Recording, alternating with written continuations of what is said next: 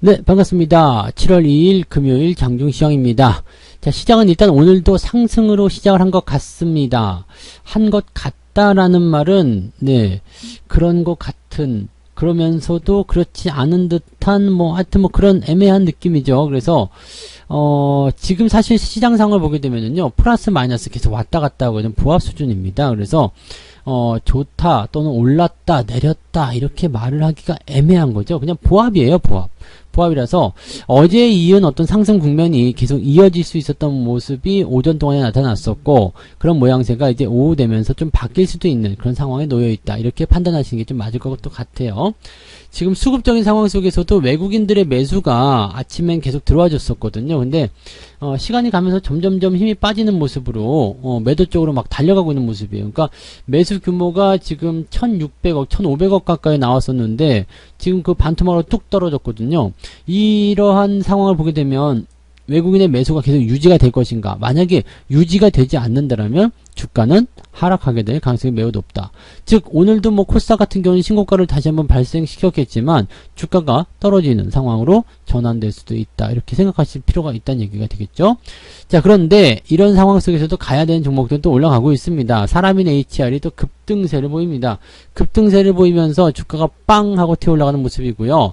자, 이렇게 올라가는 주식의 특징은 도대체 어디에 있겠는가, 도대체 어떤 모습인가, 무엇 때문에 주가는 올라가는가, 그런 내용이 아닐까 싶은데요. 요런 상황들을 우리가 차트를 보면서 설명을 조금 이어가도록 해야 되겠죠. 네, 살펴보도록 하겠습니다. 종합주가지수 상황 보시면은요, 일단은 상승으로 진행됐다가 밑으로 빠졌습니다. 3284 이렇게 나와 있는데요. 제가 말씀드렸듯이 주가가 크게 밀린다거나 큰일이 난다거나 이런 일은 없어요. 그래서 주가가 많이 밀리는 부분도 아니고, 또 그렇다고 해서 또 주가가 올라가야 되는 그런 상황도 아니죠. 그러니까 지금 같은 상태에서는 일단 시장의 흐름을 그냥 타고 가는 게 중요하긴 한데, 겁을 먹는다거나 아니면 그렇다고 해서 공격적으로 매수를 들어간다거나 이런 모습들이 좋지가 않겠죠. 그냥 자기 포지션에 맞는 거, 많이 올라간 주식은 어느 정도 차익 실현 필요하겠죠. 그 대신에 많이 내려가 있다거나 아니면 이제 올라가기 시작한 종목들은 또 매수가 들어갈 필요가 있습니다. 그러니까 이렇게 각자 매매 포지션에 맞는 종목들에 대한 그런 전략들을 세워주시는 게 중요하고요. 그런 요소에 매매를 진행하시는 것이 유리하다고 보시면 되겠습니다. 코스닥 같은 경우는요, 지금 신고가 나온 이후에 마이너스 전환이 됐어요. 물론 아직까지 부담되는 건 아닙니다. 근데 이렇게 과매수가 들어간 이후에도 주가가 추가적인 상승은 분명히 나온다고 말씀드렸잖아요. 그래서 추가적인 상승이 진행 중에 있는데 빨리 끝날 것인지 아니면 조금 더 길게 가져갈 것인지는 아직은 알 수가 없어요. 그렇지만 과거의 사례를 본다라면 이렇게 과매수 국면 들어가고 나서도 당분간은 더 올랐었던 것 우리가 생각해 보실 수가 있습니다. 그래서 지금도 어떻게 보면은 5일선 따라서 더 움직일 수 있는 그런 가능성이 높지 않겠는가라고 생각될 수는 있을 것 같아요. 그러면 아직까지 시장에 대한 관점은 답답하거나 부담되거나 그런 형태는 아니겠죠. 조금 덜 올라가는 모습이 나타날 수 있겠습니다만 그런 것들도 어차피 시간 지나면 또 올라갈 수 있는 부분이라서 시장 따라서 움직이지 않겠는가. 오늘은 조금 애매한 그런 변동성 보이고 있지만 그래도 나쁘진 않다 보시면 되겠습니다. 걱정해야 될 것은 따로 있어요. 뭘 걱정해야 되냐? 바로 수급입니다. 자, 오전과 오후가 다른 장, 그것이 뭐냐면 주말장이잖아요. 오전에 많이 올랐다고 해서 무조건 좋아할 게 아니에요. 오후가 되면 다 빠질 수도 있거든요. 또 아침에 많이 내렸다고 해서 또 실패할 것도 아닙니다. 오후가 되면 다 올려놓는 경우도 있거든요. 지금 그러한 모습이 나타나는 것 같은데, 오전에 주가를 좀 띄워놓은 상태에서 외국인 매수와 연기금 매수가 들어갔는데 지금은 상황이 안 좋아지고 있어요. 외국인 매도가 계속 줄어들고 있습니다. 아까까지만 하더라도 700억 규모였는데 벌써 100억이 또 줄어들었습니다. 즉 매도가 확장이 되고 있다는 거. 아직은 매수지만 좋지 않은 거죠. 지금 방향이 아래쪽으로 향하고 있어요. 점점점 이 매수 규모가 줄어들고 있다는 거예요. 그렇다면 오후가 됐을 때, 장이 좀 지나갔을 때 이게 저 밑으로 떨어지게 되면서 분위기가 더 나빠질 수 있겠죠. 그러면 여기서 문제가 조금 생길 수 있다는 얘기죠. 아침에 공격적 매수가 들어갔다? 그러면은 오후에 안 좋은 상황을 만들어낼 수도 있다는 얘기가 됩니다. 자, 지금 이렇게 매도가 계속 진행 중인 부분들이 오후에 만약에 매도로 전환이 되고 나서 그것이 계속 확장이 될 것이냐 아니냐 이 부분은 알 수가 없습니다. 그런데 확장이 되더라도 현재 시간적인 부분을 봤을 경우에는 그렇게까지 많이 빠지진 못할 것이다. 외국인들 아무리 많이 팔아봤자 2천억 원 안쪽이겠죠. 금융투자도 지금은 거의 보합 수준이기 때문에 많이 팔아봤자 3천억 원 안쪽이라고 보시면 됩니다. 그래서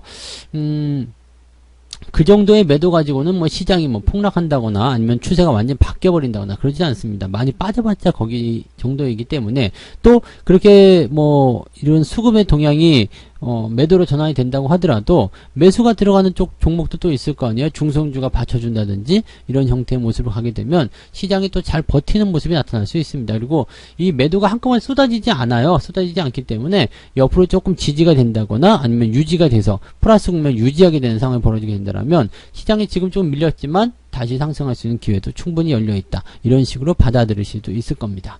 자, 매매적인 부분에서 대형주 쪽 먼저 조금 살펴볼까요? 시총 상위권 종목들 한번 보도록 합니다. 오늘 뭐 거의 그냥 저푸른 초원이죠. 저푸른 초원 위에 누워버리세요. 자, 올라간 게 삼성 바이오로직스하고 LG화학 두 개인데 이것들도 뭐 그렇게 훌륭하진 않은 것 같습니다. 포스코 반등이 조금 나가는데 역시 마찬가지로 훌륭하지 않습니다. 지금 이런 위치에 있는 것들은 매수하기가 껄끄러워요. 무슨 말인지 아시겠죠? 저런 위치에 있는 것들 매수 들어가시면 답답해요. 왜냐면 주가가 일단 단기적으로 올랐죠. 그 다음에 조정이 들어간 상태에서 61선까지 위에 얹고 있는 상태잖아요. 저항을 얹고 있는 종목들은 기본적으로 답답하다 이렇게 생각하셔야 됩니다. 그래서 그런 모습이 나올 땐 여러분들이 조심을 좀 해야 된다 이런 말씀을 좀 드려야 될 것 같고요. 매수를 따라 들어가실 이유가 없습니다. 돌파가 돼서 추세가 바뀌면 그때 들어가도 늦지 않는다. 자, 그 다음에 현대차, 기아, 자동차가 좀 올라가는 것 같더니 계속 변동성이 좀 보여요. 근데 저는 자동차 관련주들은 아직은 괜찮다고 생각해요. 뭐 흐름이 나쁘지 않기 때문에 유지가 잘 되고 있고요. 뭐 일단 매수를 적극적으로 해야 될 필요성은 없겠습니다만 가지고 계신 분들은 굳이 매도를 한다거나 좀 답답하게 생각하실 이유는 없을 것 같다. 이렇게 보셔도 좋을 것 같습니다. 그 외에는 뭐 지금 뭐 별로예요. 전부 다. 두 번째 패턴은 조금 낮긴 한데 오늘 SK이노베이션이 그래도 조금 횡보하는 모습 유지하고 있는데 좋지 않습니다. 어떤 결과가 나올런지 모르지만 인적 분할이 아닌 이상은 이 종목이 주가가 상승할 확률은 많지가 않습니다. 그래서 수급 동향이라든지 이런 거 잘 살펴보셔야 되는 거예요. 별로 좋지 않다는 거 참고하시면 되겠고요. NC소프트 계속 빠지고 있는 모습 확인되고 있고요. HMM이 좀 올라가긴 했는데 자, 여기에서 이제 논란이 좀 될 수 있을 것 같아요. 이제는 추세를 걷고 올라가는 것이냐 아니냐인데 일단은 매물벽 5만원에 있다고 그랬습니다. 이게 지금 중요한 거는요, 추세가 중요한 게 아니라, 이제 산업은행에서 물량을 팔아치울 것이냐 아니냐, 이게 중요해진 상태가 됐어요. 산업은행에서 물량을 팔아버린다. 이렇게 되면, 답답한 상황이 되는 거죠. 그러니까, 이런 모양새가 나타났을 때 어떻게 할 것인가. 만약에 그런 부담을 갖고 있다면, 5만원 넘어가기가 상당히 어렵겠구나라고 보실 수가 있는 겁니다. 자, 그 다음에 코스닥 한번 볼까요?